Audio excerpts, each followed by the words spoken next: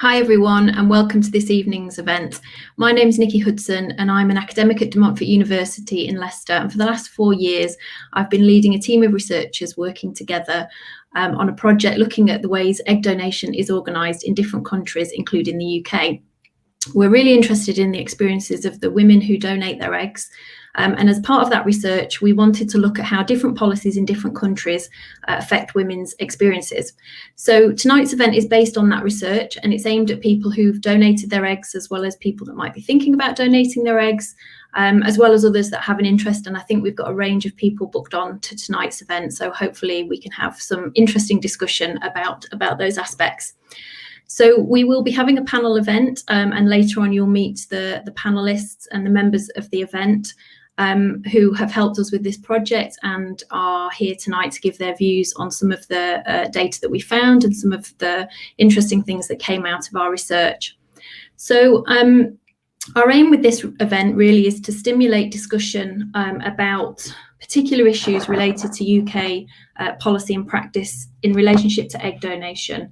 And our research generated a lot of data around egg donation. And we've picked for this event 3 themes that we wanted to talk about in our discussion. And after my introduction to the project, I'll tell you a little bit about what we did and what we found. The main part of the event will be a panel discussion. And as I mentioned, we've got three egg donors with us this evening who are going to talk about those topics. So we'll get to hear the egg donors who are joining us and their views on the themes from our work, as well as questions from the audience. So please do have your questions ready. And at the end, we'd really like your feedback on the event and also your thoughts about some of the topics that we're going to present on this evening. So do use the comments area to give questions and to give us feedback. You will need to be logged into YouTube to be able to do that, but if that's a problem, you can email us later or tweet us and I'll give you some information about how you can do that. So before we get started with the main part of the event, the panel, I just wanted to tell you a little bit about the project. And I think it's important to set out, we use the term landscape in the title of the event. What do we mean by the new landscape of egg donation? I think it's really important to set that up. And this kind of gives the context of why we were doing this research in the first place. So egg donation was first developed as a means to overcome infertility for some women back in the 1980s. And it was mainly used as a method for women who had low ovarian reserve or potentially unexplained infertility. And back then, fresh eggs were often used as egg freezing wasn't really an option in the way it is now. And often the woman who was donating her eggs was going through treatment herself. Fast forward 35 plus years, and egg donation is a fast growing option for all kinds of people in all kinds of situations. And it's grown considerably in that time. So in Europe alone, over 74,000 cycles of IVF treatment a year include donor eggs. And it's increasingly used in a range of different contexts too. So for example, in surrogacy arrangements, donor eggs might be used, and that might include for same-sex couples seeking treatment with surrogacy, for an increasing number of women for whom age-related fertility decline may be an issue. So there's an increase in the numbers of people using egg donation and also the variety of ways in which egg donation might be used. There are other interesting changes as well, and this is part of what we're going to be talking about this evening, and interesting changes in relationship to how egg donation is practiced and how it's managed. So one of the things we're going to be talking about tonight is the increase in the use of egg freezing, and often debates about egg freezing relate to social egg freezing and women that might be freezing their own eggs. But we don't often talk about egg freezing and the impact that it has on the practice of egg donation. So whilst the use of fresh eggs is still really common in infertility clinics, particularly in the UK, there is an increasing use of egg freezing, of frozen eggs in fertility treatment. So the eggs that women might donate for treatment for use for other people may be frozen, and they may be stored in an egg bank. And we're seeing an increasing number of egg banks emerging globally. Traditionally, we think of America and places where there is a larger number of egg banks, but increasingly in Europe too, there are egg banks emerging, including in the UK. And clinics have their own in-house egg banks, but there are also kind of independent egg banks that are emerging. So that's one of the things we want to talk about. You know, does the existence of egg banking and egg banks, does that change the kind of landscape of egg donation? There are also interesting changes in how egg donors can be screened and matched to recipients. And one of the things we'll focus on this evening is that question, and particularly in relationship to genetic screening. But there are a range of new ways in which clinics are matching egg donors and recipients. And I'll talk a little bit more about that in a second. And then the kind of broader social and cultural landscape, I guess, is interesting in relationship to egg donation. So the increased use of social media, for example, we see that there are increasing numbers of donors and recipients finding one another via social media and going together to clinics for treatment in a kind of known donor arrangement, something that didn't happen quite in the same way even 5 or 10 years ago. And then also an increase in direct-to-consumer genetic testing, which is having an interesting kind of impact on the egg and sperm donation landscape in relationship to the fact that people are using these tests and linked to kind of family history websites like Ancestry.com and 23andMe and so on, and actually finding donor conceived relations via those tests.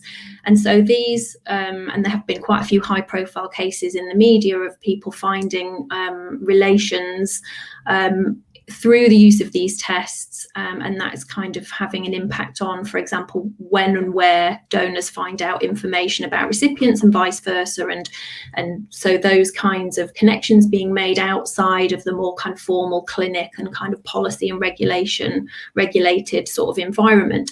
So those sort of broader cultural changes and social changes and technological changes are having an impact on egg donation. And then finally, why we wanted to do this research as well as this kind of changing landscape is that we're really interested in the kind of differences in how egg donation is regulated and monitored and practiced in different countries, and even within Europe, as it was before Brexit, even before that, we have, and it still remains the case, that we have common regulatory framework for countries within the EU, including the UK. We've kept some of that regulation in relationship to how egg donation is managed and how human tissue is managed. So within that, we have common rules and regulations for European countries, but then those individual European countries can also create their own regulation and policy around egg donation, and those rules and regulations can differ quite a lot. And so we've been really interested in our research to look at those differences. And so we were interested in, and the reason we started this project is to look at, how does that change in different contexts, and how does those changes and those different policies impact on women's experiences of donation. And so we designed the EDNA study for short, and where we are looking at egg donation in the UK, Belgium and Spain. And I can say a little bit later on if people are interested in the reasons we chose those 3 countries, but very briefly, they've got differing kind of policy frameworks within each country around things like compensation and anonymity and so on. And so we wanted to look at the differences, but also the similarities in those 3 countries. So just a very brief bit of information about what we did in the project, what information we collected. So we analysed policy in those 3 countries. We also analysed clinic materials for recruitment of egg donors within those 3 countries. And the main part of the research was detailed interviews with 75 egg donors from across those 3 countries. And some of what I'll talk about in a second comes from those interviews. And then we also did interviews with practitioners, healthcare practitioners and so on, policy representatives, intermediaries, For example, people working in egg banks or donor connection agencies or egg donation agencies, and third sector organisations, so patient organisations and so on, and donor kind of advocacy organisations. And we're in the final stages of the project. The project is due to officially end in August, and we're in the process of analysing and writing up a lot of the data and information that we collected. We've got a huge team, so just thanks to the team. A couple of members of the team are here. Sasha Loyal, who you'll meet in a second, is chairing the panel, and the team is a huge team across 3 different countries. And thank you to our funder, the Economic and Social Research in the Council in the UK. Okay, so in the panel discussion, which is coming up, we're going to talk about these 3 topics: screening for egg donors, egg banking, the emergence of egg banks, and information about the outcomes of donation. So what donors are told about their donation. And I don't want to talk for too long, but I thought it would be quite useful for me to give you a little bit of information about what we found on these 3 topics in the project.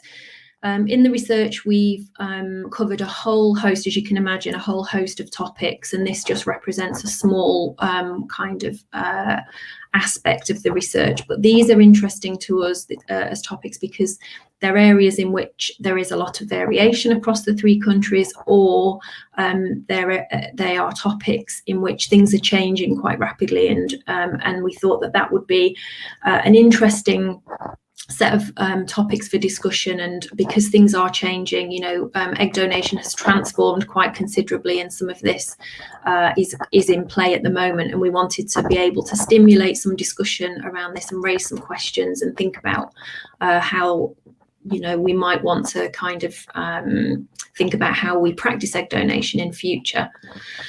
So the first topic we're going to cover is screening for egg donors. So current guidelines, both in the European context, but also within individual countries and within the UK, we have specific professional guidelines around screening for egg donors, recommend the assessment of risk of transmission of inherited conditions.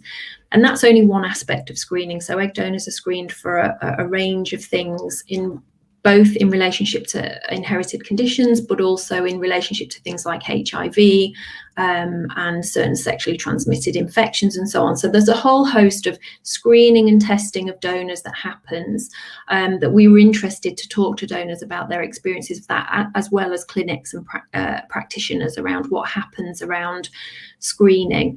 And what we found was really interesting in relationship to women's experiences of that and what they understood by that screening. So currently, in the main, although this is shifting, and this is one of the things we're interested in, donors are asked to complete a medical history and a family genetic history. And if there are certain risks identified from that screening, usually in the form of questionnaire, they may be asked to undergo other additional tests or screening because there's something in the family history or something in their family genetic history that suggests they need to be screened further. And this can also relate to ethnicity. So for certain ethnic groups, there is certain risks associated with the prevalence of certain conditions. And then there will be a range of tests as well in relationship to what I've just described, so HIV and sexually transmitted infections and so on, and other conditions.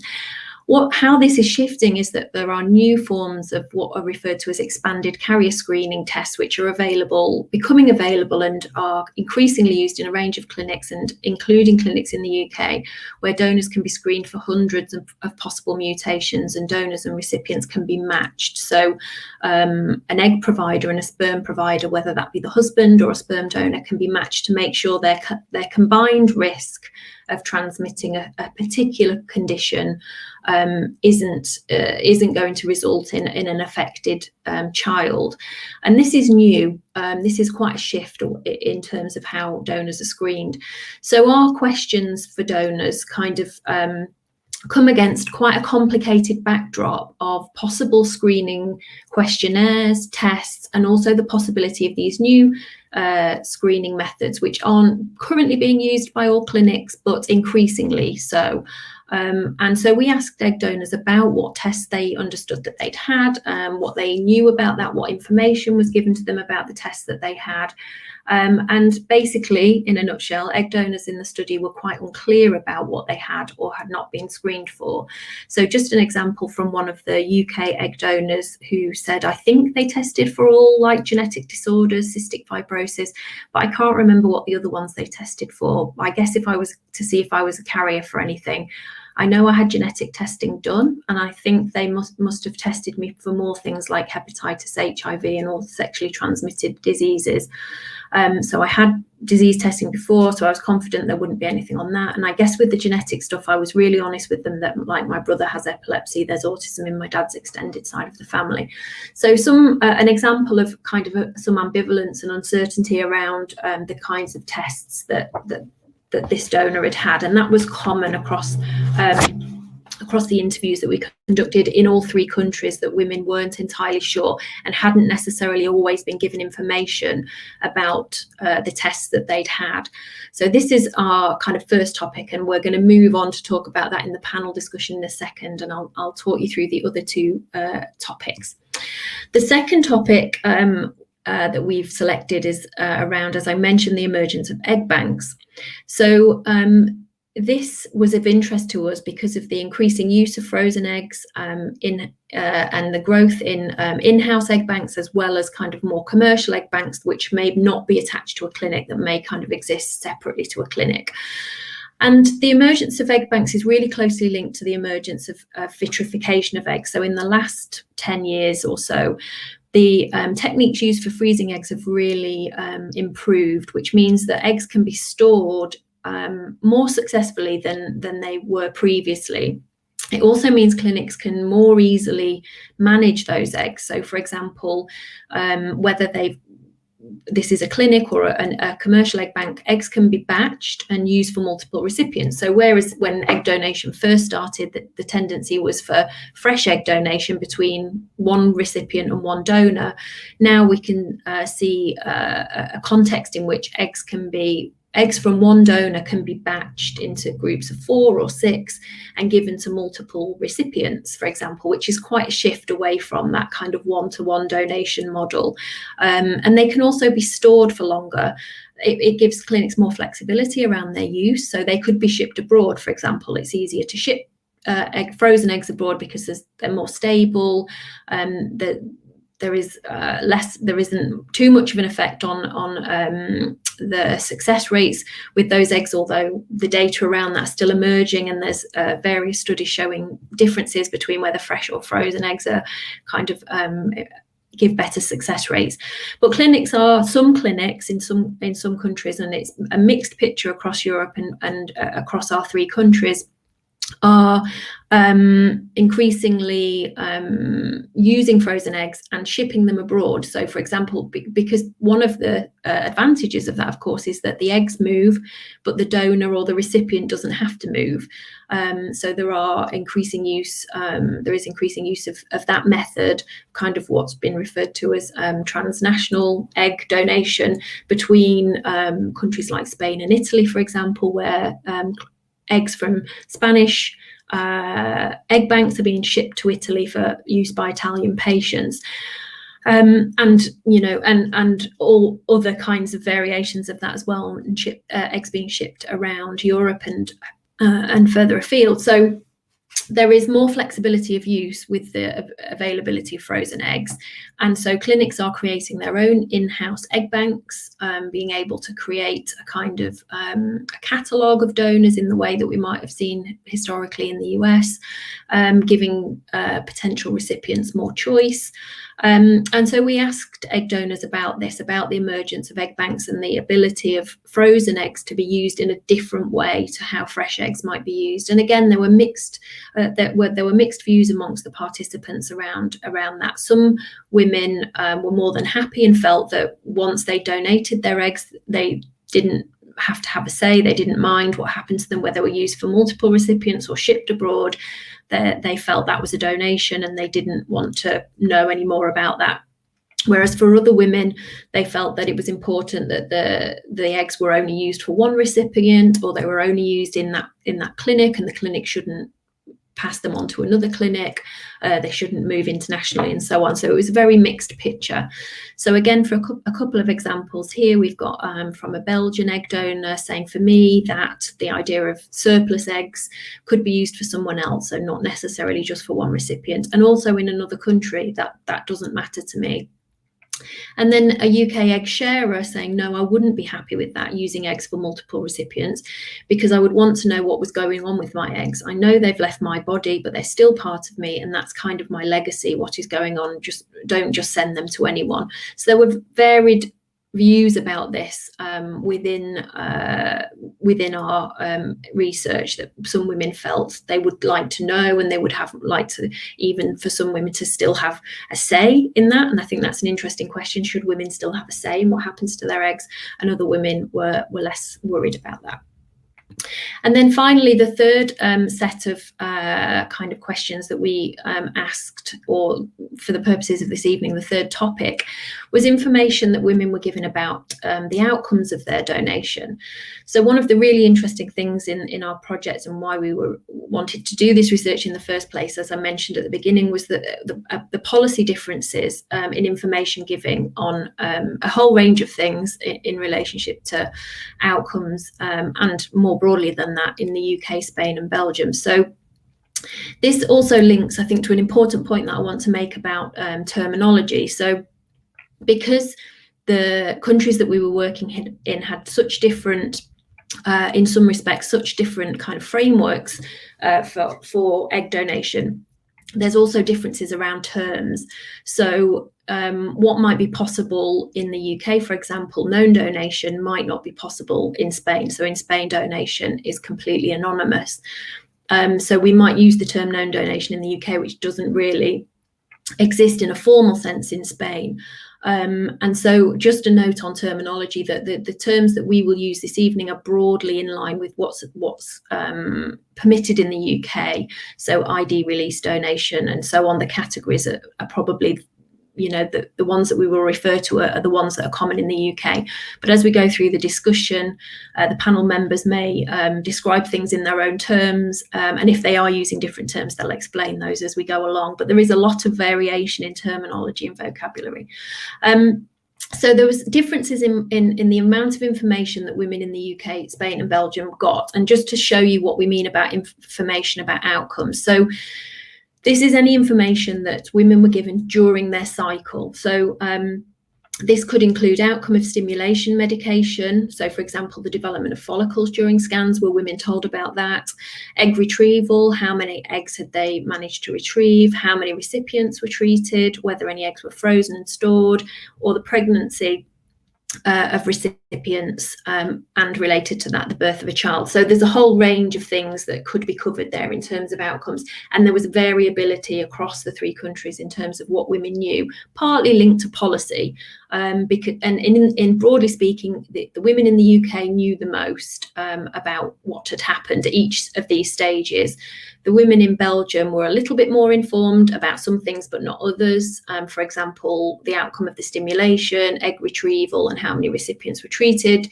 But they knew less about the pregnancy of recipients and the birth of children. And the Spanish women knew the least, sometimes not even the information about the outcome of the stimulation medication, for example. So egg donors had varied experiences across the countries, but also even within countries. And some women in the UK talked about having to fight or argue to get information that they knew they were entitled to. That wasn't common, but it did happen. And most women in the UK had been given the information. The information that women were given was important because we found that information could impact on their kind of ideas about the cycle. It could impact on their perception of whether it had gone well or not, knowing whether there'd been a successful pregnancy, for example. It impacted on whether they were likely to donate again, knowing that it was unsuccessful might might motivate them to donate again, and vice versa, and also on ideas of themselves as a good donor, knowing that you've done a good job in that sense. And that was common across the 3 countries, that information was useful to women, even if they only had a little bit of information. So very quickly, just to give you some examples, a Spanish donor saying, I've gone 5 times, but I don't know how many of them have worked. I'm always doubtful whether they've worked, so I always ask, can you tell me? And they say nothing, they don't tell you anything. Compare that with somebody from the UK saying, to me, that was the ultimate goal, was to find out that she was pregnant, the recipient, which is kind of like fantastic. I'm over the moon because that was a goal. And she's talking there about having been told that there was a pregnancy. So quite varied, but important. We found that it was really important to women in terms of the meaning that it gave, knowing whether it had been successful or not. So we're going to talk about that as well this evening. So onto the panel discussion then. We're going to pick up on these 3 topics, and in a second I'm going to hand over to Sasha Loyal, my colleague, who's going to introduce the panelists, and the rest of the event will be dedicated to the panel discussion. So as I said at the beginning, please do give your feedback and questions in the comments, or contact us afterwards if you're not able to do that via the comments section.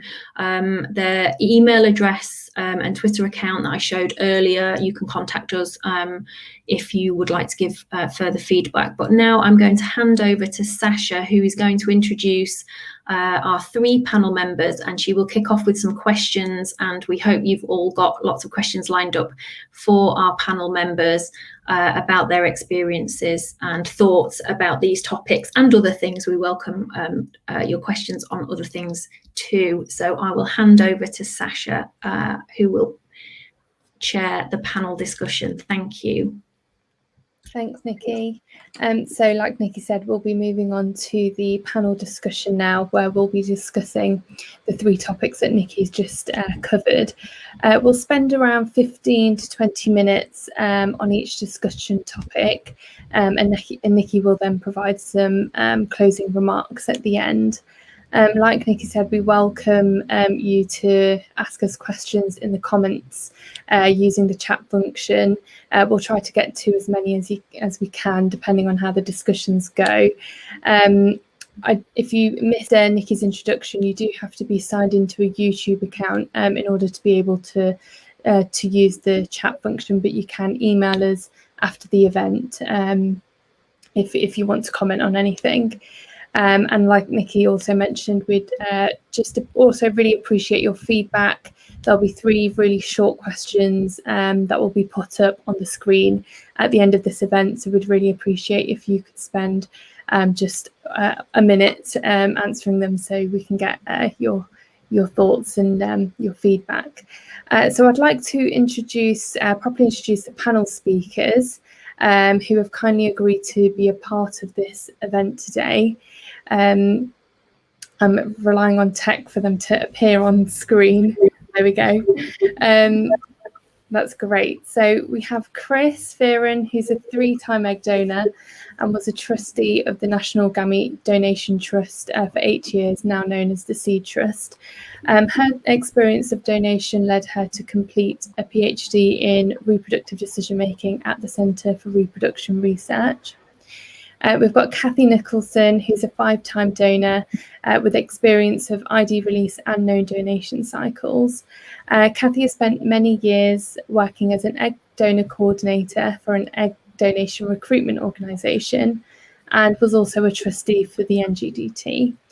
Kathy currently moderates an international Facebook group educating on issues related to donor conception.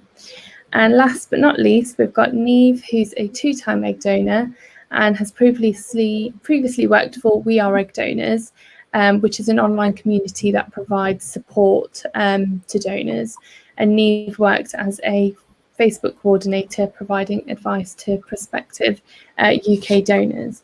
So I'd like to thank you all again for being part of this event and agreeing to be panel speakers. We're very happy to have you here and to hear your thoughts and hear about your experiences, as I'm sure the audience are as well. So we'll kick off with the first topic of discussion, which is the screening of egg donors. And we'll be discussing this quite broadly. As Nikki mentioned, guidelines recommend the assessment of risk of the transmission of various conditions. However, as our study showed, egg donors may sometimes be unclear or be uncertain about what they had or hadn't been screened for. So I'd like to start off broadly and ask how you think information provision about screening could be improved based on your own experiences or what you've seen through your work. So for me personally, I think it's like really simple, but just because I've had experience with 2 separate clinics and an agency as well, and literally if they just gave you some like comprehensive but layman's terms like documents, like leaflets or whatever, like just listing exactly what you're being screened for, because like you said, and like found in the research, that you might have clocked onto 1 or 2 things they'd have said in an appointment, and you might think, okay, yeah, you're testing for that. But then when I actually got my file for my first donation, there was so much more, and I was like going through it, like looking like, did I test positive for anything? Like I didn't, but I was like, I didn't even know they tested for that. So literally just being really simple as, this is, handing a document like, this is what we're going to test you for, just so you're aware, just because it's nice to be informed about what you are being tested for. So it sounds like it, this kind of simple, simplify it, but you also need to be told everything, and like it's literally, it's not anything difficult that needs like a really difficult answer or anything. It literally could be as simple as, this is a leaflet which lists everything we're going to test you for. If you've got any questions, then maybe set up like, a dedicated appointment with your coordinator or something like that. I mean, anytime I had questions, the nurses and everything were always really receptive. But I would say that receptiveness did decline once my donations were finished. So I wouldn't feel confident approaching them now if I had questions to do with my screening. So yeah, but that's a different discussion. Chris, Kathy, what are your views on how information provision could be improved? I don't know about Kathy, but I donated quite a while ago, and I'm sure that genetic testing has come on quite a long way since then. But I wasn't told anything about my results. I was just told that everything was fine. And because I didn't really know any better, I just thought, oh, brilliant, I'm all right then. and didn't really ask any questions. I mean, I've no idea what they tested me for. I just know that they were happy with whatever it was. And they also wanted access to my family doctor to basically, for him to sign a letter to say that there was nothing in my medical history that precluded me becoming a donor. Again, I've no idea what they really meant by that, what they were looking for exactly. But I think there's a question here about information ownership, isn't there? I tend to think of information that's about you as kind of being owned by you. And so that if all this testing is being done on you for someone else's benefit, admittedly, then it should really be something you've got access to. And so someone should really take time to sit and explain to you what is going on and what the outcomes are. And especially since we know that some women have had outcomes from genetic testing that they've discovered a problem, or like just as some women who come forward for egg donation discover that they're infertile. You can't just abandon someone in the middle of that and just not tell them anything or not support them. It's the same thing with testing. I don't know what Kathy thinks. I would say that better transparency is needed, not only with the tests that are being conducted, but also with the results and the meaning of those results. Because in one of my cycles, I was donating to a known couple, and the screening results came back that I was CMV negative, and I was CMV positive, they were CMV negative, and the clinic just said, really sorry, you're incompatible, this person can't be your donor. And it was only by sheer chance that we realised within the weeks of having that appointment that actually that was a clinic policy and it wasn't across the board. So actually, we just went to the neighbouring city, used the fertility clinic there, and they didn't have that policy in place, and I went through that cycle without any problems.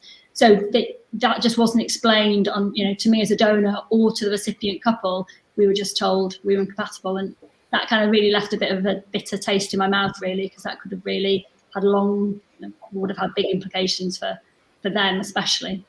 I think that's something that came up in the other interviews, in the interviews that we did as well, that confusion really. I think transparency around the fact that there is that clinic discretion as well, and that there are different practices in different clinics, is because I think the sense that we got was that people took on face value what the clinic they went to were telling them, and that might not necessarily be the case for other clinics, as you say, Kathy, on a whole host of topics. And the point that you made, Chris, about people just assuming that no news was good news, that was quite common. That the assumption was that that everything was fine because they hadn't been told, which could be true, but it's a lack of information, isn't it? An assumption that's made rather than a correct assessment based on information that's been given. So I think your experiences all resonate with the women that we interviewed too. Yeah, and my next question was kind of related. Should donors automatically receive a copy of any screening and testing information? And from your responses, it sounds like you would have kind of welcomed that. Yeah, like in my first donation, like I said, I don't think there was anything. They never said. But then getting that information in paper format after the donation was hard work. Like constant chasing to just get a copy of my file. Not because anything was wrong, just because I wanted it in case, like just for future, just for my own personal records, because it's not something that you can just get from your GP because it doesn't cross over. So I think, I don't know, at some point in the process, maybe on your last appointment or something, you should be at least asked, do you want a copy of this? And if you don't want it, that's fine, but you should at least be asked if you want to go home with a copy of your results. I think the problem here is that the clinics aren't particularly donor centric. They're not, the donors aren't coming in, they're not paying the bill to the clinic, so they're not prioritized in the process. I like uni, really struggled to get my screening results from the first clinic because I used 5 different clinics for the 5 couples I helped, and it was really difficult accessing the screening to take between clinics because why would my future couples pay for the screening that I'd already had done? But yeah, accessing that was, this was quite a while ago, and I'd hope that maybe things have improved, but I certainly don't feel that the clinics that I've used in the past or the clinics that I've supported donors through have been particularly donor-centric in how they work. It's a shame. I think that's a really useful concept, though, the idea of the donor-centric clinic, and is something that, I think has been in the back of our minds in this whole process of doing this research, has been, how can we improve through this research, how can we improve the experience for donors? So I think that's a really useful concept, Kathy, of donor-centric clinics and what that might look like. And I know, again, we know that some clinics do that better than others. So that's really helpful. I think that's really interesting, isn't it? How varied clinic practices around screening and which obviously affects experiences of donating eggs. So. And that's something that we're trying to kind of, show through this event. So my last question on this topic, and we've not had any audience questions through, but just to remind you that we are welcoming questions from the audience. Is there any information donors shouldn't be given? Do you have any views on that? I personally can't think of anything. I just feel like you should have the choice. I feel like if a test's been done on you, on your genetics or on your medical sexual history or anything like that, then you should just at least be given the choice of knowing the results of that. But I don't think they should be able to withhold anything. Yeah, I'm on the same page with that. I couldn't think of anything specific that I thought should be withheld. It's like Chris said, it's about yourself. It's about information ownership, and if it's about you, then I think you should have access to it. Yeah. One interesting thing Yeah. To be But given that the also choice. means, being able to get access to that information also means if it's complicated, somebody needs to explain it to you. It's not just a simple matter of handing someone a sheet full of results and then expecting them to interpret them on their own, because that's tricky. Which is one of the interesting things I think about some of the new tests, the expanded carrier screening, where women can be screened for hundreds of conditions at the same time, and potentially those things throw up more because it's a big shift away from the kind of screening questionnaires. Potentially, the idea with those tests is that we're all carriers of some kinds of genetic mutations and possibilities to pass some potential inherited conditions on, and so the potential for identifying some of that is increased with these new panels, and that adds to, I think, the need for potentially expertise on the part of the clinic as well to be able to explain some of that, because not all fertility clinics are obviously experts in genetic inheritance and different conditions. So I think that's something that's coming out as well now in terms of those new tests and the new panels that are being used, is that there's expertise required all round, to be able to explain them and to be able to work with them. So it's a big area for clinics to kind of move into because of that, I think. So it's I think that's a sort of further extension of what you're all saying, isn't it? That it's complicated already, and this adds a further complication, and therefore donors need support to understand what those test results might mean for their own reproductive plans in future. Thanks, Nikki. So we could probably have a whole seminar on that topic and all of the topics in this event, but we'll move on now to the second topic, which is the emergence of egg banks. As Nikki discussed before, there's been an increased use of frozen eggs in-house and commercial egg banks in Europe. And egg banks can offer kind of practical advantages in relation to the transport of eggs and the flexibility of using eggs. However, participants in the EDNA study had kind of mixed views about the thought of donating to an egg bank. So I'd like to ask you first, I'll give this question to Chris, if that's okay. Do you think donating to an egg bank would be seen as different to donating to a selected recipient? I'm not sure that women new to donation will know the difference, because obviously it's about comparison of the experience. And I think what concerns me, is the model is based on sperm banking. So of course, sperm banking is much easier to do through a bank. The idea of having a single place to go where women can donate and couples can find a donor is really attractive, because of the logistical problem of getting to clinic, finding time to go and stuff is tricky.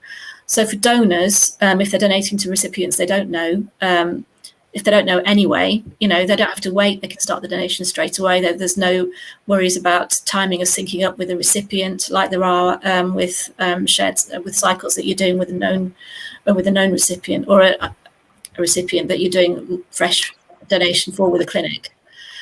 And also, clinics can vary in the way they treat donors, so quite a bit. So this potentially means more consistency across the board. And if you're dealing with an organisation that then attracts a lot of donors because they're banking, you might actually end up getting better treatment, because people are more used to seeing donors, which wasn't the case in the clinic I first donated, where I think I was the only egg donor they'd had all year. They were great, by the way, but I've heard some mixed experience of clinics not being quite sure how to treat donors sometimes, if they didn't see many of them. So another issue I thought of is that I know from discussions at the NGDT that donors from ethnic minorities sometimes haven't been used because of geographic constraints. So a donor from a minority ethnic background will donate to one clinic, and because the potential recipients aren't at their clinic as well, their donation wasn't used, and that just seems horrifyingly wasteful. So of course, with live egg donation, where you match with a recipient even if you don't know them, that doesn't happen. But in egg bank, that does risk happening. So it's really important that if anyone donates, that especially if you're going through what you have to go through to donate eggs, that that your donation is used. And there are lots of concerns on the one hand about family size and about the 10 families and whether people go over that limit. But the issue of unused donors is overlooked, I think, and I think we perhaps could look at that again. But for me, the biggest advantages of this are logistical, and therefore they're to the clinics and the recruitment agencies. There are commercial advantages of streamlining the process, which are really obvious, but it breaks that link between the donor and recipient cycling at the same time, makes eggs much more like a commodity. And again, as I'm looking at the history of the way sperm donors have been treated and thinking, is that the way we want egg donors to be treated? And what about the link between the donor-conceived person and the donor? So we talked about the issue of multiple recipients in multiple countries, but that actually will have a massive impact on the donor-conceived people who want to link up with their genetic siblings. And we need to consider the views of people who are conceived this way as well, and especially the case when genetic testing is legal in some countries but not in others. We also know that even when some donors are doing sync cycles, they're not always receiving all the information they should. So I have questions about how it's actually going to be put into practice. When the cycle actually takes place, that link between the donor physically being in the clinic at the same time as the recipient is broken. So the donor isn't there in person physically to ask the questions about their egg quality, about success rates, about how the donation is being done. So it leaves me wondering about the effectiveness of follow-up and how much the donor is considered in the whole process. And it's also left me wondering, how just the logistics of how it works when you're sharing eggs, how it works if you're centralising this process. Does it mean smaller clinics will close and people will have to travel further for donation? Because it's already quite a burden, the burden of travelling and the burden of trying to organise it all around your lifestyle. And finally, I wondered what happens if a woman has banked her eggs and then needs them back. What happens then? They're there now. This is not a problem that arises at the moment, but it probably will in the future, things being the way they are. So those are just a few of the things I was thinking about as I was thinking about egg banks. Thanks, Chris. There's a lot to think about there, I think. I think it's such an interesting topic, isn't it? Niamh, Kathy, what do you think of, how do you think donating to an egg bank would be seen different to kind of donating to a selected recipient? Do you think it would change like the views and motivations of egg donation? I thought back to when I was recruiting donors for this question, and for many, many years, I was only involved with recruiting donors who were matched to one couple, and the whole cycle of eggs would go to them. And even though the donor and the recipients are anonymous from each other, there's definitely this bond, this kind of connection that builds up on both sides, because they're syncing for a fresh cycle, and both parties feel in some way they're on this journey together. And then I thought about what happened when we started sending some of the donors that came to us who really found it difficult to be synced up with couples, or had a very short time frame to donate their eggs, so they maybe weren't available for syncing up afterwards. We asked them if they would donate to a bank. And it was just a completely different process, really, because I just feel there's quite a disassociation. I think there's a disassociation that happens anyway at the clinic level from how women or donors are expected to think about the eggs that they're giving, because clinics don't encourage you to think of it as being your genetic matter that you're giving away. They focus your attention a lot more on the help that you're providing the couple that you're helping. That's really where you're navigated to think. So it's just this extra level of separation and disassociation I found when women were donating to the banks, because it's like a distortion of reality. Like, you're going through a cycle, you're giving the eggs. I really don't trust that egg banks or clinics will prioritize keeping those donors informed of what's happening. So they're less likely to maybe know, or they're less likely to know that in a year's time they could call and find out if there's been any live births. And they're less emotionally engaged in the process. And I think that's a real shame, because I can't help but be worried about what happens in maybe 20 years' time when the donor-conceived children have grown into adults and they have access to information on who their parents' donors were, and they want to make some kind of meaningful connection with that person, should they wish to. And it might be a lot more difficult as a donor to connect or realize or even kind of get your head around the fact that there are children out there who are donor conceived from eggs that you donated to a bank when you were in your 20s. So I have a real worry around egg banks. I feel it commoditizes donors far more. And although I completely see how logistically it's far more convenient for recipients and obviously commercially great for clinics and the industry, I really don't think there's any focus on the dangers that it poses to donor conceived people and how, they are the people in the donation triad who are most likely to come off worse from egg banks, succeeding and going forward. That's my real concern with them. Yeah, I mean, honestly, I didn't see all of those issues when I thought of this question. But I think that's just because, I don't know, I just more saw it as a side of like, if me personally, like, I don't think I'd have donated to an egg bank, and I don't think I would donate to an egg bank, because like Kathy was saying, you lose that personal touch, which isn't something I needed, but it's just nice. Like hearing sort of the story of the people you're donating to and why they needed you and stuff. It's not like doesn't make you feel like a hero, but it just sort of gives you that reason of, oh, this is why I'm doing it. Like that's a nice thing to do. Whereas if it was just, oh, I'm donating my eggs, they might be used, don't know who they're going to. It is less personal and you've got less of an investment in it. So I don't know. I think it would be seen differently. I don't think as many donors would donate to egg banks, but that's just my personal opinion. I think it's quite interesting, like the way at the moment a lot of the advertising around donation is presented as, women are giving a personal gift to another woman, and that's used as a way to persuade women to donate because you feel amazing and you feel like there is this bond between you. And so the marketing around egg donation works very much leverages that idea that you have this this kind of hidden relationship with this other woman. And so I wonder how much the marketing is going to have to change if that bond is broken. That's a really interesting point, Chris. It's something that we're working on at the moment because, as I mentioned earlier, we've analysed some of the marketing around egg donation across the 3 countries that we've been working in, and interestingly, the kind of presentation of egg donation as more of a one-to-one kind of relationship, you're giving to a particular recipient couple or recipient woman, is maintained even with those changes.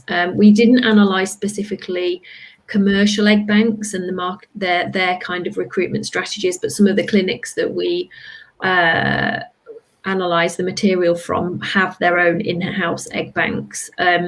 So actually that kind of narrative and presentation of egg donation as it was in that more kind of traditional fresh cycle, one recipient where you're cycling at the same time, is kind of maintained. And interestingly, the women had different views in different countries as well about whether or not that kind of freezing and donation to a bank was more or less of a problem. And again, in the UK, women were more likely to want to donate in that clinic setting with a recipient, on the other end. And women in Belgium, I showed in the example, were less likely to be concerned about that and kind of treated it a little bit more like other forms of tissue donation, so blood donation and so on, and didn't necessarily.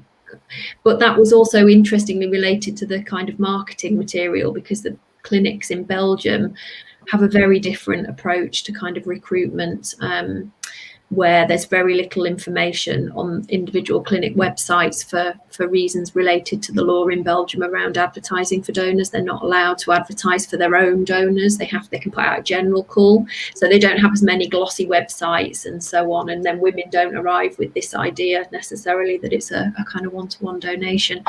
So yeah, really interesting to hear all of your thoughts around that. And I think, Chris, you mentioned the point about freezing your own or wanting the eggs back. And we asked women this question as well, should donors be allowed to use some of those eggs if they're stored? If they later find, for example, that they've got a problem with their fertility, or haven't been able to conceive, should they be permitted to go back and use some of their own eggs? And again, a mixture of views about that. But of course, in the UK, we have the freeze and share schemes that have emerged, where donors can donate some of their own eggs and then freeze a portion of their own eggs for their own use as part of that kind of package. So I think that's interesting that you raise that, because we see that sort of emerging as a model, in the landscape of social egg freezing, of women wanting to freeze their own eggs and being able to get that for free if they donate some of their eggs. I don't know whether any of you have got any thoughts about those schemes, and whether that signals, a bit of a shift, a transformation in how, certainly a transformation in how donors are being recruited, what they're being offered, in return, as it were, as compensation is shifting in that sense. I think it's interesting because it's an issue that's come out of vitrification, isn't it? Now that we can freeze eggs on their own and they survive and can have a reasonable success rate of achieving pregnancy, we have this dilemma. But before, when you could only freeze embryos, that obviously that genetic material belonged to the father, I guess, of the male partner of the couple, or a sperm donor, whoever they'd used. And therefore they weren't exactly yours in the same way. But I can see this being an issue, for women who find out after 10 years that they are infertile when they're donated in their early 20s or something. That certainly, I think, if I was in that situation, I'd be wanting to know if I could get my eggs back, or some of them. Yeah, I think I found what Kathy, you said earlier, really interesting about information provision. I guess it goes back to that, provision of information about what happens with your eggs, and there's kind of less of the possibility of kind of public egg banks removing that need for clinics to provide that information, because and all the kind of logistic and practical issues of chasing donors, years after, if their eggs are used. And I think that's really interesting, and something we'll touch on the next discussion topic. So I'll move on to the final one. That's flown by, hasn't it? So we'll be discussing kind of more broadly information about the outcomes of egg donation. And as Nikki briefly discussed, from the EDNA study, we found that participants had varied experiences about what information they received or didn't receive after donating their eggs. And we found that this can kind of impact how donors view themselves and their motivations to donate again. So I'd first like to ask you about your experiences of receiving information after egg donation specifically. And this might be in relation to the aspects that Nikki mentioned, such as egg retrieval, whether the recipients achieved pregnancy, the birth of a child, or anything else. So I'll put this question to you first, Kathy, if that's okay. Would you have liked more information than you were given after donating your eggs? I know you had 5 cycles, and those were kind of varied experiences, weren't they? Yes, so really the experience I had during the first cycle, which was ID release, paved the way for my known donor cycles. And basically, I came into egg donation through an advert I saw in a paper, and because I responded to it and said I'd like to donate to that couple who were anonymous to me, and other people had also responded, I had to provide a huge amount of information so that couple could decide whether or who to go with as their donor. But this information exchange was really just one way, and I could know nothing about the couple I wanted to help. So the eggs be severed from the rest of the process, which is really just at the beginning of the baby making, really, because the clinic explained that I could call back in a year's time and find out if there'd been a live birth and the gender of the child, and I just felt there was a complete kind of cut away at that point, and that didn't really feel right with me. So from that point, I went ahead and did 4 more cycles, but I did those in a known donor capacity. so that I got to know couples who needed a donor. I didn't really know them in real life before this point, so there's the question of whether this is known donation or open donation. The terminology is kind of a bit. These are couples that I met through real life events or online who were seeking donors, and I was seeking a couple to help.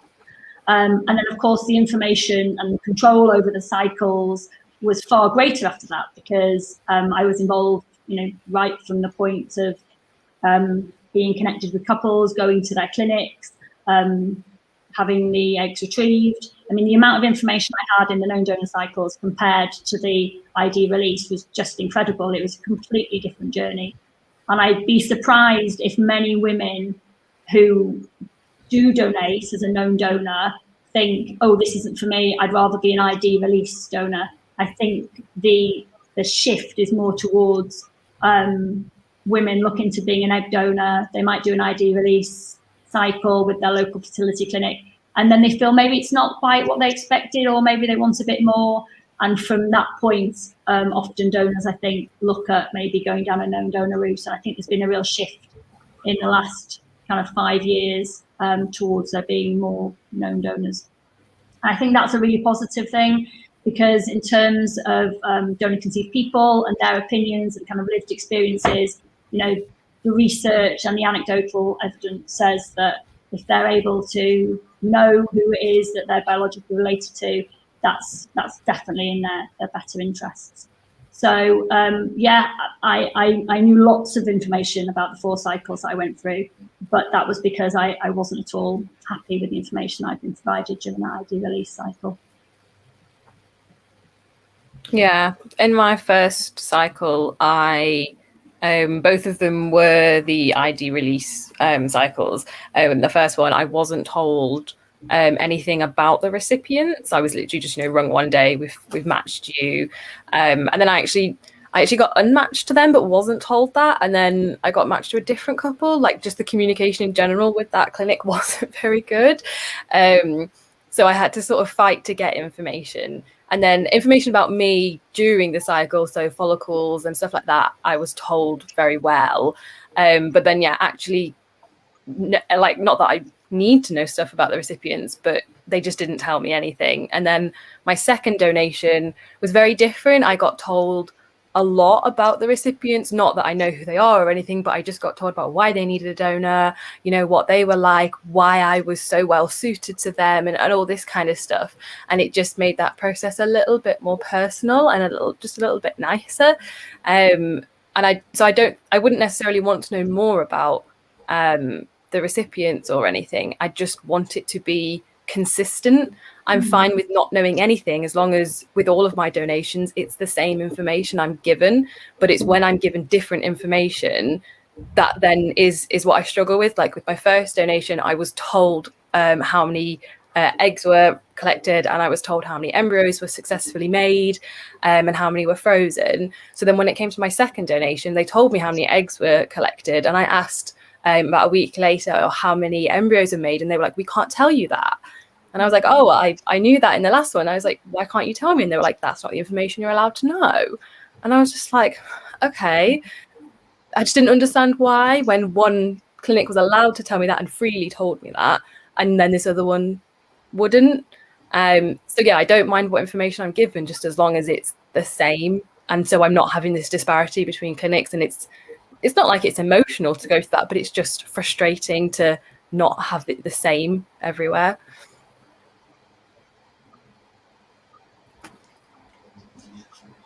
Chris, would you have liked? Oh, sorry, I realised I'd muted myself. There's a creep and various noise going on in the background. So, it's very, very emotional. That getting any information about it, I felt overwhelmed by it. I don't know how the other two women here felt, but it actually was extremely intimidating ringing up a year later to find out about the results, because I'd put so much. It's taken so much time and effort, and I desperately wanted it to be successful. As well, we'd had to wait 6 months because my eggs, the embryos were frozen, so that I could go back for an HIV test 6 months later, and check that everything was okay before they actually used them. So ringing up to find out they'd got pregnant and had a miscarriage was really affected me a lot, because like everyone, I think I badly wanted them to get pregnant, because that was the point of us going through all that palaver in the first place, all that getting up at 5:30 in the morning to get a train to Manchester, and then having to navigate what I was doing with work, not to mention the actual treatment, the injections and stuff, and talking to my boyfriend about it all. It's a really big deal, and it does make you very invested in the outcome. I do remember being told, and I hope they don't do this anymore, as I was coming around from the anaesthetic, they told me, "Oh, you got so many eggs and stuff." I had no idea. I was off away with the pixies and I couldn't remember a thing afterwards. So I think maybe a confirmation on paper would be good. But it was useful to know that information, because as I said, it reassures you that the process is going somewhere, even though it might not be successful in the end. That at least you've given them a chance. That's what you wanted them. That was for me, the motivation was to give someone a chance to have a child, and that knowing the number of eggs I produced made me think, right, okay, I've done my bit now. That's all I can do. That's really interesting, and it really resonates with all of the things that you've said around, knowing, having that information in order to sort of make it meaningful, and to know, particularly to know that, whether or not it was successful was something that came out across all three countries. All the women that we spoke to across the three countries wanted to know, and that didn't necessarily always mean that they wanted to know there was a live birth. So in Spain, but people did want to know that there'd been some level of success, that things had worked to a degree, and that might be different in each country in terms of what they could know. But it was this idea that I mentioned earlier of being a good donor, that whatever your kind of motivations or, way into donation or your experiences, you want to know that what you've done has been worthwhile. And that was really something that was shared across the three countries, and women were frustrated, as some of you have outlined, when that didn't happen, or it wasn't consistent, or they had to argue for the information. I think your point, Chris, about that feeling of being intimidated to contact the clinic is a really important one. The idea of what happens after the cycle in terms of follow-up or further communications. And I think, Niamh, you mentioned earlier, that communications, this idea that clinics aren't so, not welcoming, but maybe not so forthcoming or easy to contact once the donation has ended. And I think that's something that's really important and has come out. And I think the issue of consistency as well across different cycles.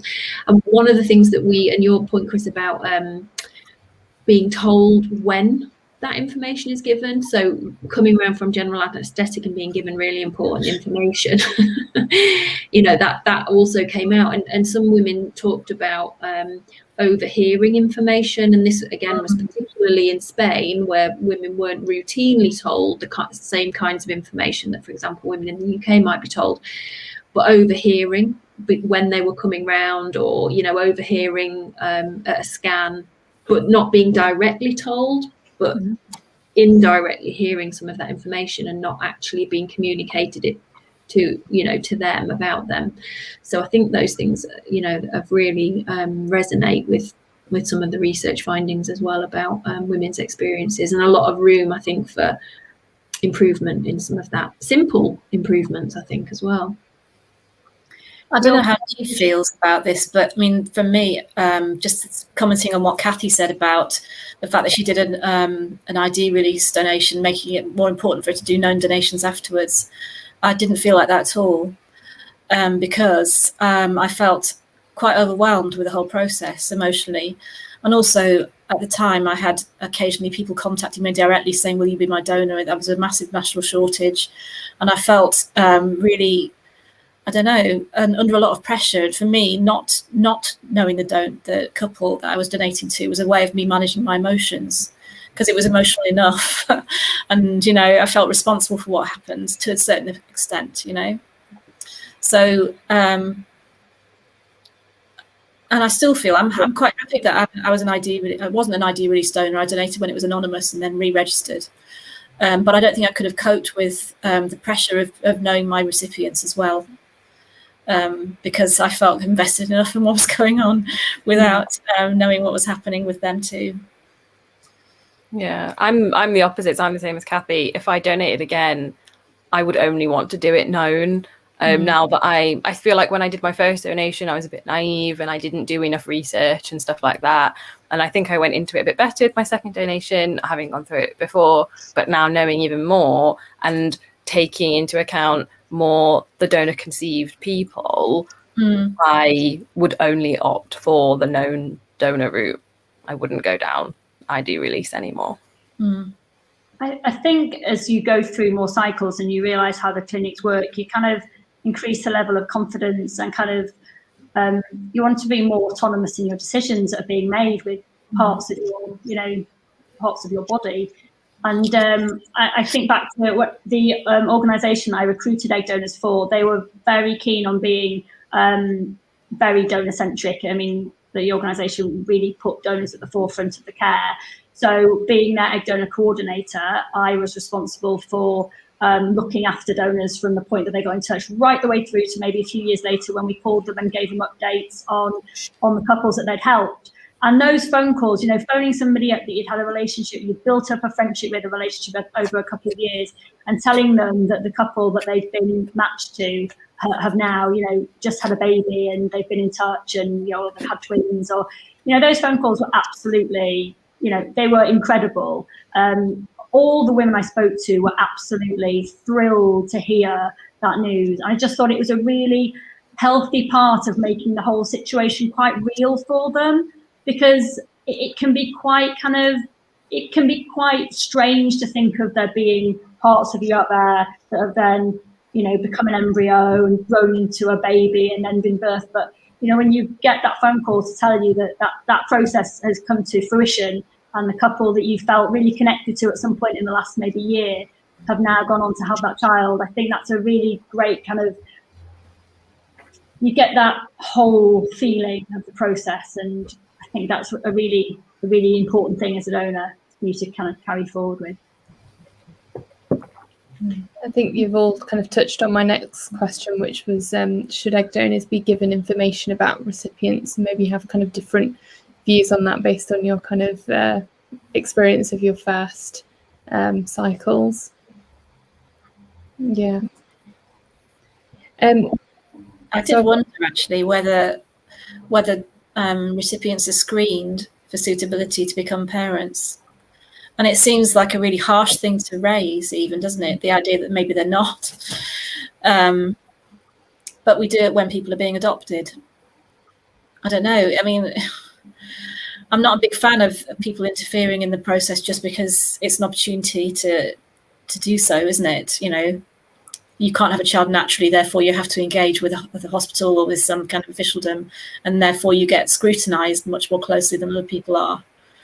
But from my point of view, I did wonder if and there's nothing I can do about it now either.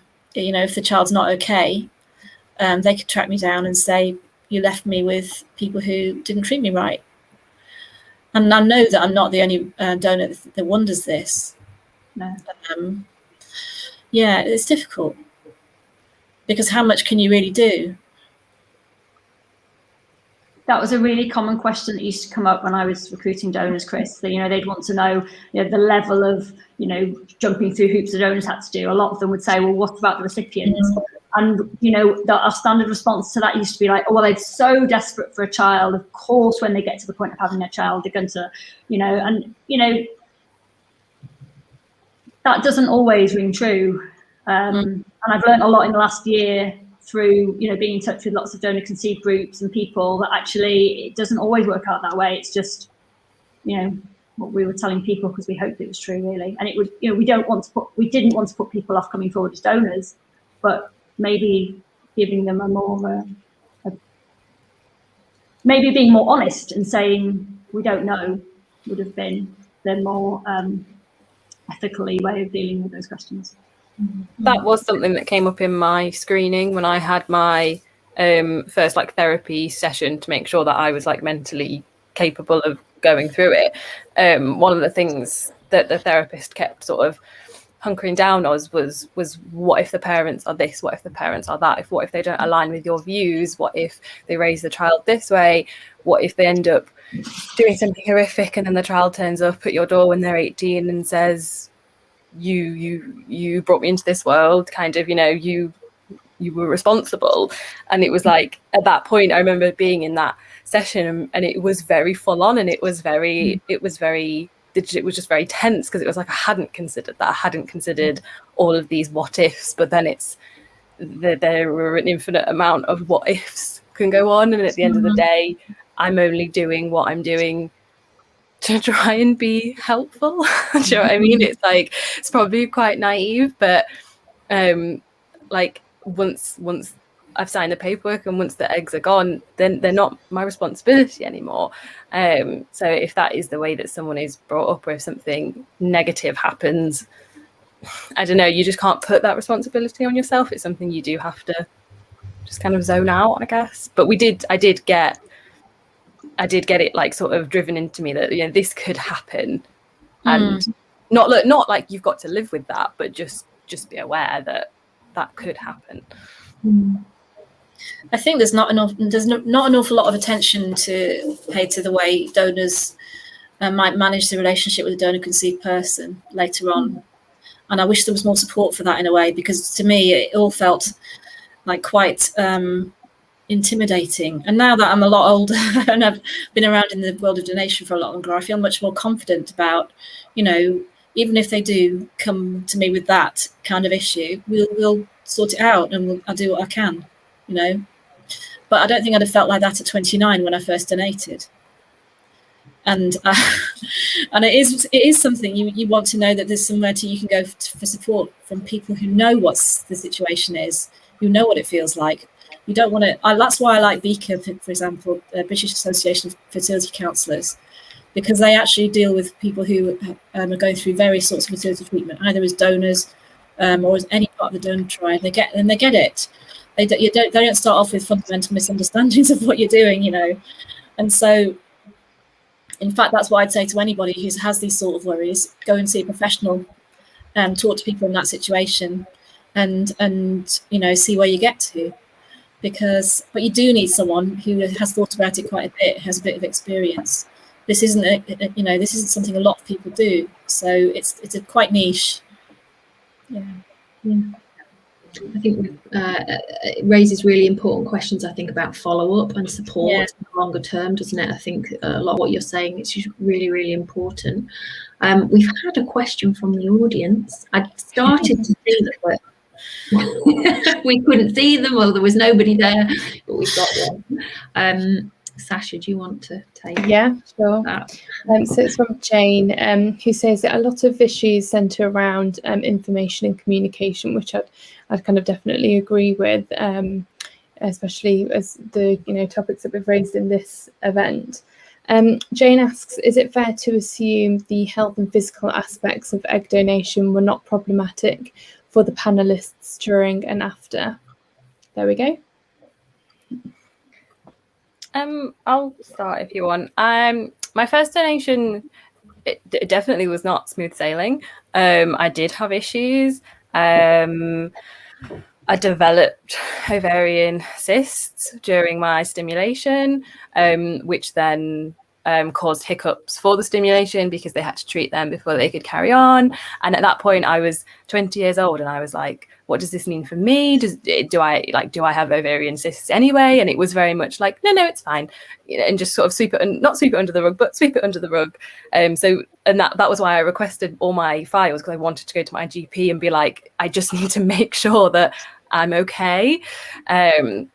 And then after that donation, I did get an infection and stuff, so it definitely wasn't smooth sailing, but didn't put me off doing it again. I went to a different clinic, and then my second donation was a lot better, but the health aspect, I don't know. It's egg donation, so it's uncomfortable, but it's not like, well, for me, I mean, everyone's different, but for me, like, it was uncomfortable, but it's not like, it wasn't traumatic. It's not like I wouldn't do it again. But it got better. But I think that's because I sort of took control of my took a bit more ownership for my health almost. You know, I fought a little bit harder for myself to make sure that things were in place that I thought should have been in place. Yeah, funnily you should say that, because I had a cyst as well during my second donation, which is the one that resulted in a birth. And I'm thinking, oh God, I didn't even think of that as a special problem, really. The clinic just said, oh, they gave me an ultrasound scan and said, oh, you've got a cyst. We need to get you in and burst it. It's like a pimple. And so I was like, really, I mean, it was a pain. I had to go back to Leeds from a day early from a conference for work, so that was fun. And then have what's effectively another collection procedure. It's just not very nice. They just aren't. Nobody likes having internal exams, and this is internal exam on steroids. So, but actually, and it's really, really hard to know. My first donation, I got mild OHSS. I had, you know, a lot of digestive discomfort, diarrhea, and I rang them and said, I'm having this. Does it mean anything? And she said, just no, it's fine. It's all fine. And then I felt like an idiot for asking. So I don't know. So everything was fine, but at the same time, I worried about it quite a lot, you know. For me, this is quite an interesting one at the moment, because in a physical sense, I responded well to all 5 cycles and didn't feel there was any problems. One of them was unsuccessful, but they hadn't stimulated me enough. They could see that looking at the cycle I'd done previously. But actually now, for the last, 5 years, I've been getting treatment on a problem I've got my lower back with. I've got a lot of scar tissue down there, and I just assumed the scar tissue was from childbirth. But I've realised, and the practitioner that I'm seeing realised in the last kind of 6 months, that actually the scar tissue much older than 8 years old, which is what my daughter is. And he's pinpointed it back to kind of like late 20s, early 30s. And I was like, well, I didn't do anything to hurt my back in the late 20s. And then he said, have you had any operations? And I was like, no, I've never had any. So I've done some egg collections, and he was like, you've done egg collections? I said, yeah, I did some cycles, and I did 5 over like 4 or 5 years. And, you know, he really thinks that going through these egg collections, like, you know, having my ovaries jabbed a few times over a short period of time, has actually created some scar tissue for me, which now probably has been accelerated with childbirth problems. But yeah, it's a problem that I'm dealing with now. And it's not something I ever heard about. It's certainly not something I ever spoke to the hundreds of donors I recruited. But it is something I'm now looking back on, kind of joining groups and realizing that actually other women are talking about having lower back problems and having twinges in areas that they wouldn't have thought they'd get twinges. And so anecdotally, there seems to be research out there that suggests that. And also I'd say that my emotional health has taken something of a roller coaster ride in the last 18 months since I joined groups where I got to hear the experiences and opinions of donor conceived people. Because I think in my mind, just for like the last 10, 15 years, I mean, all donor conceived people were like children. I hadn't thought that they actually grew up into adults, and you know, they range from, you know, all the way up to the 60s and 70s, and that they have opinions to share, and they have, you know, experiences, and some of them feel are a very marginalized group, and some of them feel discriminated against. So it's really shook up my whole view on what I've been personally involved in and professionally involved in for the last 15 years. And I'd say that's been a really big emotional journey for me over the last kind of 18 months. So yeah, if you'd have asked me this question like maybe a couple of years ago, I'd have been like, absolutely not. I've, you know, sailed through my cycles, and now I'm a little bit more cautious as to how I'd answer that.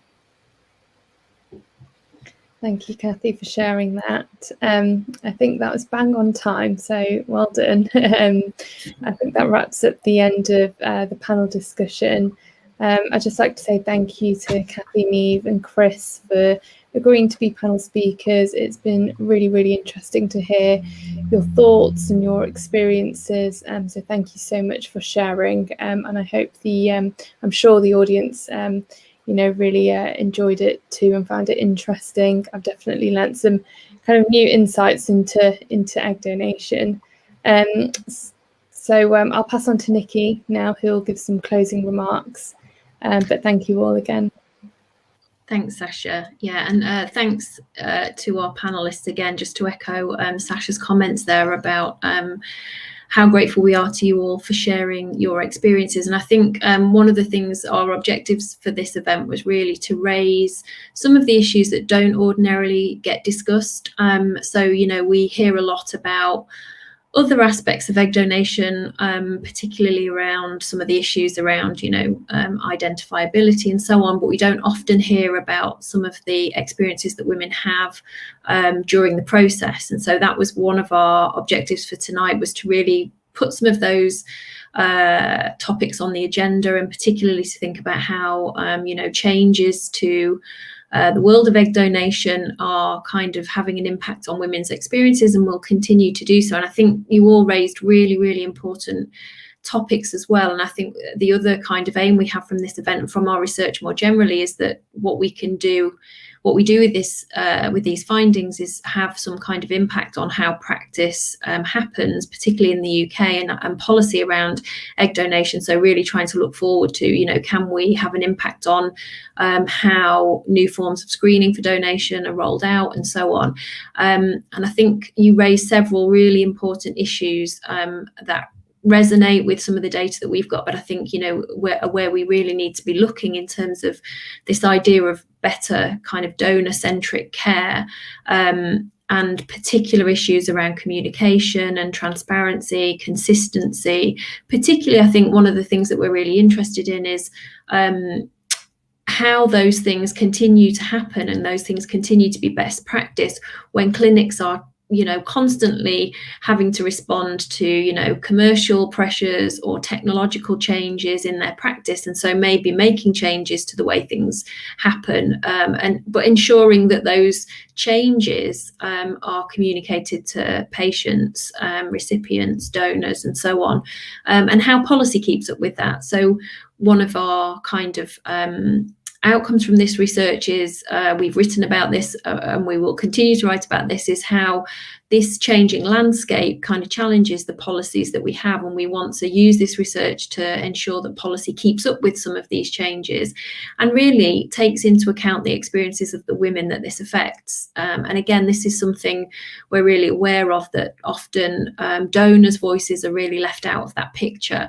And it's tricky, you know, some of the things that you raise really tricky issues around whose rights, you know, are foregrounded in this. Is it the donor conceived people? Is it the recipients? Is it the donors? And that's an ongoing challenge, I think, in this area, to be able to balance those rights.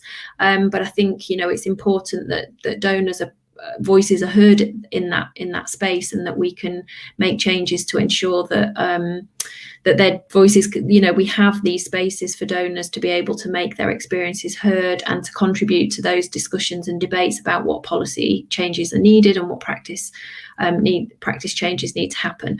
So hopefully we've managed to contribute to a little bit of that this evening. And as we've mentioned several times, if you do have any other feedback or comments, or you'd like to know more about the project, please do get in touch, either on Twitter or Instagram, or there's various links been posted in the comments this evening.